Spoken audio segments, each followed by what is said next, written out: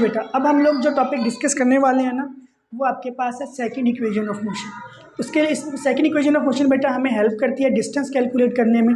और चूंकि मैंने आपको बताया था कि ये मोशन जो है वो स्ट्रेट लाइन में है, तो जब भी कोई बॉडी स्ट्रेट लाइन में मूव करेगी तो वो कोई ना कोई फिगर, कोई ना कोई डायग्राम बनाएगी। अगर हम लोग उस डायग्राम का एरिया फाइंड कर लें तो वही एरिया जो है ना वो टोटल डिस्टेंस के इक्वल भी होगा। मिसाल के तौर पर आप फ़र्ज़ कर लो कि एक बॉडी है, वो ए से मूव करना शुरू करती है, वो बी पे गई, बी से सी पे आई, सी से डी पे आई, डी से ओ पे आई और ओ से कहाँ पे आ गई, ए पे आ गई। तो इसने अगर आप गौर करो तो ये डायग्राम देखें कैसे बनेगी, ये चीज़ बनी, ये बनी, फिर यहाँ से वो इधर आई और इधर आई वैसे। और फिर मैंने क्या किया, ये ए को मिला दिया सी से, तो ये जो टोटल पहले मुकम्मल डायग्राम बन रही थी, फ़र्ज़ करें कि हमें उसका नाम नहीं पता था, वैसे वो ट्रेपेजियम थी, लेकिन मैंने उस ट्रेपेजियम को दो हिस्सों में डिवाइड कर दिया। तो एक ही जो डायग्राम बनी वो बनी ट्रायंगल, जिसका एरिया हमें पता है कि क्या होता है, वन में एरिया इक्वल एरिया होता है 1/2 base in multiply by height. जबकि जो दूसरी डायग्राम बनी वो बनी रेक्टेंगल, जिसका एरिया हमें पता है कि क्या होता है, लेंथ मल्टीप्लाई बाय विड्थ। तो अगर मैं इसका एरिया फाइंड कर लूँ और फिर इसका एरिया भी फाइंड कर लूँ और दोनों को क्या कर दूँ, ऐड कर दूँ, तो मेरे पास बॉडी का टोटल डिस्टेंस जो है ना वो हमारे पास आ जाएगा। हम उसको कैलकुलेट कर सकते हैं।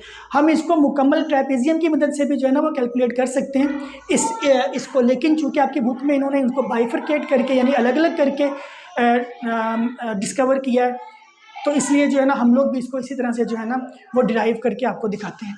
सो मैं ये लिख रहा हूँ कि ये जो टोटल एरिया है, देखिए मैं लूँगा ओ ए बी डी, ये या फिर मैं इसको टोटल डिस्टेंस बोल देता हूँ। टोटल डिस्टेंस जो है ना वो मेरे पास दो चीज़ों के इक्वल है। किस किस के, area of triangle plus area of rectangle. फिर एरिया ऑफ ट्राइंगल मैं अलग से फाइंड करूंगा, एरिया ऑफ रेक्टेंगल अलग से फाइंड करूंगा, और दोनों को जो है ना मेन इक्वेशन में क्या कर देंगे, पुट कर देंगे। कैसे बेटा, देखिएगा ज़रा। टोटल डिस्टेंस बेटा, टोटल डिस्टेंस जो कि बॉडी ने कवर किया है वो आपके पास इक्वल है दो डायग्राम्स के। तो दोनों डायग्राम्स का हम लोग एरिया ले लेते हैं। किस किस का, area of rectangle plus area of triangle. और मैं इस इक्वेशन को इक्वेशन नंबर 1 का नाम देता हूँ। अब मैं बेटा इसी को लेके आगे चलता हूँ और आपको ये प्रूव करके दिखाता हूँ। देखें बेटा, एरिया ऑफ रेक्टेंगल मैं पहले निकालता हूं। देखें, एरिया ऑफ रेक्टेंगल हमें पता है कि वो किसके इक्वल होता है, लेंथ मल्टीप्लाई बाय विड्थ। तो देखें बेटा, लेंथ आपके पास क्या होगी, ओडी, और विड्थ आपके पास क्या होगी जी, ओ ए। तो हम वैल्यूज पुट कर देते हैं बेटा। और एरिया ऑफ रेक्टेंगल, ये मैं रेक्टेंगल की डायग्राम बना रहा हूँ, तो आपके पास क्या हो जाएगा, देखें ओ ए आपके पास क्या है, वी आई, और ओ डी आपके पास क्या है, टी। तो आपके पास बन जाएगा टी मल्टीप्लाई बाय वी आई, जिसको आप वी आई मल्टीप्लाई टी भी लिख सकते हैं। ये आसानी के लिए लिखा है मैंने आप लोगों की, एरिया ऑफ रेक्टेंगल। ये मेरे पास एक चीज़ आ गई। अब इसी तरह से मैं एक दूसरी चीज़ फाइंड करता हूँ, एरिया ऑफ ट्रायंगल। देखिएगा बेटा, area of triangle which is equal to 1/2 base multiply by height. देखिए बेटा, 1/2 वैसे का वैसे आ गया। बेस आपके पास क्या है, ट्रायंगल तो आपके पास ये है ए सी बी, इसकी बेस है ए सी, लेकिन ए सी की वैल्यू तो नहीं है, हमें तो नहीं दी हुई। तो ए सी के बिल्कुल पैरेलल क्या है, ओ डी, और उसकी वैल्यू आपको पता है क्या है, टी है। तो ये आपके पास आ जाता है क्या भला, 1/2 और साथ में टी मल्टीप्लाई बाय हाइट। आपके पास क्या है, बी सी, और इसकी वैल्यू हमने निकाली हुई है कि वो क्या होती है, 80। तो बस हाइट की जगह पे आप क्या पुट कर दो, 80 पुट कर दो। जब ये मल्टीप्लाई हो रहे हैं तो टी और टी मल्टीप्लाई होकर क्या हो जाएगा, 1/2 ए टी का स्क्वायर।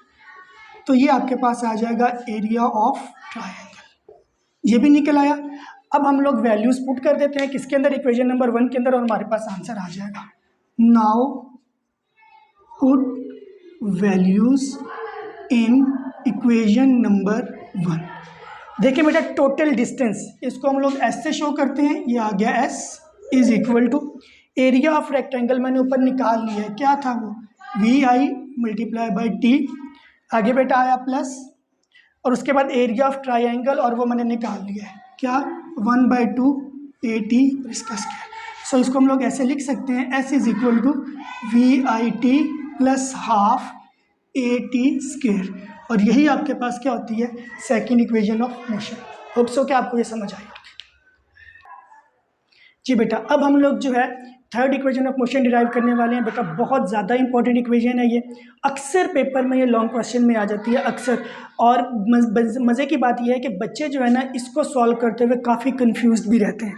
सो मैं एक नया मेथड आपको इसके डेरिवेशन में बताने वाला हूँ। होप सो कि आपको समझ भी आ जाएगा, और आप लोग ईजीली जो है ना उसको पेपर में, अगर इंशाल्लाह ये आ जाता है तो आप लोग उसको पेपर के ऊपर लिख भी पाओगे। तो बेटा शुरू करते हैं। इसमें थर्ड इक्वेशन ऑफ मोशन है, ज़ाहिर हम लोगों ने इसको डिस्टेंस जो है ना वो कैलकुलेट करना होता है। हमें ये पता है कि इसका इक्वेशन ये होती है 2as is equal to V F square minus V I square, लेकिन हम लोग इसको स्टार्ट करेंगे डिस्टेंस से ही। तो मैंने आपको ये सेकेंड इक्वेशन में जब हम लोग ड्राइव करे थे तो मैंने बताया था कि अगर फ़र्ज़ करें मोशन शुरू हुई ए से, बी पे गई, फिर वो डी पे आई, डी से ओ पे आई, और ओ से वापस ए पे आ गई, तो ये क्लोज डायग्राम बन गई इस किस्म की डायग्राम। बेटा ये चीज़, ये और बेटा ये, अगर मैंने इसको जैसे मैंने किया था ऐसे कर देता हूँ, मैं इसको दो हिस्सों में डिवाइड करता हूँ, तो ये ट्रायंगल बन गई और ये बन गई रेक्टेंगल। लेकिन अगर मैं नहीं करता हूँ तो ये जो शेप है ना बेटा, इसको हम लोग बोलते हैं ट्रेपेजियम। और अगर मैं इस ट्रेपेजियम का एरिया फाइंड कर लूँ तो उसकी मदद से मैं ये क्या, third equation of motion easily क्या कर सकता हूँ, डिराइव कर सकता हूँ। तो मैं इसी को यूज़ करने वाला हूँ बेटा। देखिएगा, area of trapezium equals to 1/2 into sum of parallel lines, और बेटा मल्टीप्लाई आपके पास ये हो जाता है हाइट। अगर इस ये जो मैंने इक्वेशन लिखी है, फार्मूला लिखा है एरिया ऑफ ट्रेपेजियम, इसके अंदर अगर हम लोग वैल्यूज पुट करें तो हम लोग easily third equation of motion derive कर सकते हैं। बेटा एरिया आपको पता है हमेशा किस चीज़ का आंसर देता है, वो आपको डिस्टेंस का आंसर देता है। 1/2 बेटा वैसे का वैसे आ जाएगा सम ऑफ पैरेलल लाइंस। इस डायग्राम में आपको देखना है पैरेलल लाइंस कौन कौन सी हैं।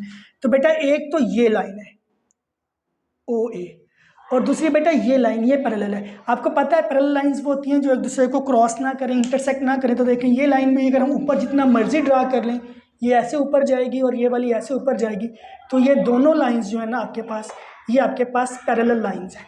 इन दोनों को सम करें, मल्टीप्लाई, बाकी तो एक ही लाइन बच जाएगी ओ डी, और इसके साथ हम इसको क्या कर देंगे, मल्टीप्लाई कर देंगे। तो बेटा मैं यहाँ पे लिख रहा हूँ एरिया ऑफ ट्रेपेजियम में, इसके ये जो बाकी का हिस्सा है वो मैं यहाँ पे ड्राइव करने वाला हूँ। एरिया की जगह पे मैंने आपको बताया कि हम लोग क्या लिख सकते हैं, डिस्टेंस लिख सकते हैं। तो ये तो ऐसा आ गया इक्वल्स टू, बेटा ये 1/2 वैसे का वैसे आ गया। आगे हमारे पास क्या है, सम ऑफ पैरेलल लाइंस। मैं आपको बता चुका हूँ कि सम ऑफ पैरेलल लाइंस ये हैं, पैरेलल लाइंस ये हैं, एक ये है ओ ए और साथ में आपके पास क्या है बी डी। तो इनको लिखते हैं बेटा ओ ए प्लस बी डी, मल्टीप्लाई जो थर्ड साइड है वो आपके पास क्या है ओ डी, जिसको हम हाइट भी कह सकते हैं, वो आ जाता है आपके पास। ये बेटा 2 डिवाइड और, जी बेटा तो ये 2 जो है यहाँ पे डिवाइड हो रहा है, उधर जाके क्या हो जाएगा, मल्टीप्लाई हो जाएगा। तो ये आपके पास बनेगा, और इनमें मैं सबकी जगह पे इनकी वैल्यूज पुट कर रहा हूँ। तो बेटा ये देखिए ये आ जाएगा आपके पास 2s इक्वल्स टू ओ ए। डायग्राम में देखते हैं बेटा ओ ए किसको शो कर रहा है, वी आई को, प्लस बी डी। देखिए बेटा बी के बिल्कुल सामने देखो किसको क्या चीज़ आ रही है, वी एफ, तो यहाँ पे आ जाएगा मल्टीप्लाई बाय बेटा ओ डी। ओ डी किसको शो कर रहा है, टाइम को, तो यहाँ पे आ जाएगा आपके पास टाइम। बेटा जो बुक में टॉपिक डिस्कस हुआ है ना, ये वाली डेरिवेशन, वहाँ पे उन्होंने इस स्टेप के बाद एक्सेलरेशन की वैल्यू से मल्टीप्लाई किया दोनों साइड को। वो तरीका भी ठीक है, लेकिन अक्सर बच्चे उसमें कंफ्यूज रहते हैं। तो मेरा ख्याल ये है कि आप यहाँ तक इसी मेथड से करें, उसके बाद इस इक्वेशन को नाम दें इक्वेशन नंबर 1, और इसमें टाइम की वैल्यू पुट करें तो आपके पास थर्ड इक्वेशन ऑफ मोशन आ जाएगी। कैसे, हमें पता है, मैंने इस इक्वेशन को इक्वेशन नंबर 1 का नाम दे दिया है। We know from first equation V F is equal to V I plus A और टी। यहाँ से मैं टाइम निकाल रहा हूँ, तो वो बनेगा मेरे पास V F minus V I divided by A equals to T. इस टाइम की वैल्यू को यहाँ पे पुट करें तो आपके पास थर्ड इक्वेशन आ जाती है।